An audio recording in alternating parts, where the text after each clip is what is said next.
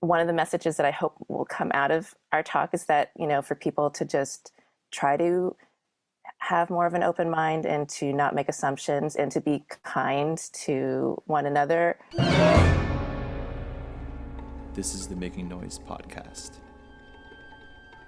Thank you to whoever might be watching. Thank you for listening as well.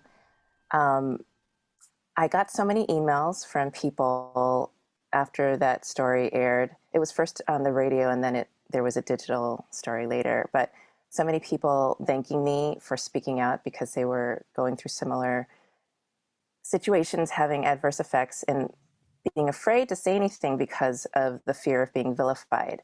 And I'm not really on social media, which I'm happy about because when I looked on someone else's Facebook to see responses, there were a lot of not nice responses. And it made me think about how, social media in general is not really a healthy place to spend too much time on. And also just about young people and I'm not saying these people who said the not nice comments, they're bad people, because, I think on social media, it's just so easy to be mean and to just pile on someone and make assumptions without really knowing everything. Because I spoke to the reporter for over an hour and this was a 5-minute segment. So hopefully people will try to remember that any news or story is just condensed and it doesn't really tell the whole picture. But so one of the messages that I hope will come out of our talk is that, for people to just try to have more of an open mind and to not make assumptions and to be kind to one another, to themselves, and also to the planet, because we really need to do that. That's something else that I'm really concerned about. People forget that vax, anti-vax, I think we can all safely say that we all want this pandemic to end. Everyone does. We all want to be healthy. We all want to be safe.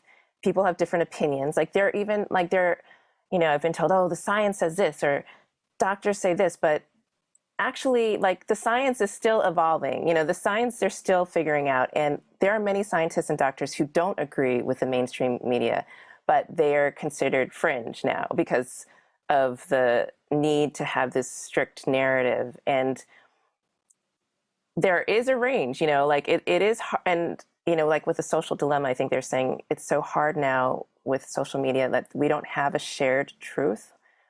Today's January 6th, Oh yeah. There's no shared truth about so many things.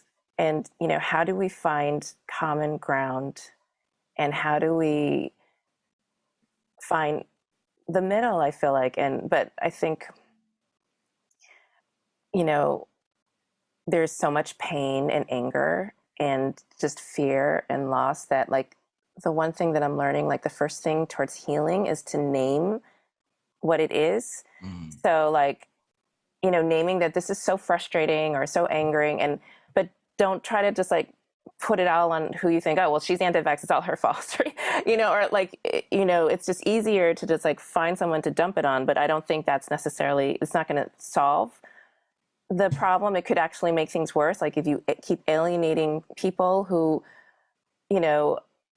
there's so much division already, and also with the planet, the extreme weather is not going to discriminate. Although I think the global south, those countries where there's drought, they're going to suffer more, unfortunately, first. But we've been seeing it with the fires and the floods and everything. It's we have to come together as earthlings, as human beings, to really address this. And instead of our country and their country, or our state and your state, it's just, in order for us to move forward, we really need to find middle ground.